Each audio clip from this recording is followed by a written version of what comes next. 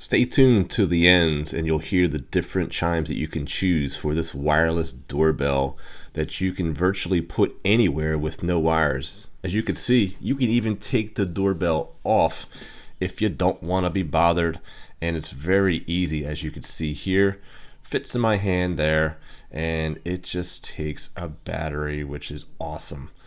And it does have a long range as well. I have a 2,000 square foot house, and I have this in the upstairs hallway.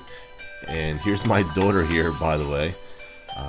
If you do press it many times, it will just continue to repeat. And there's your standard chime.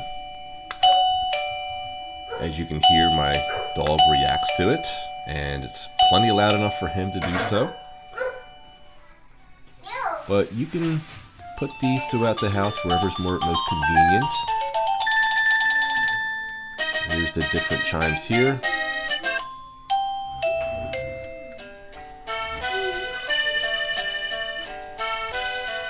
But yeah, I highly recommend this.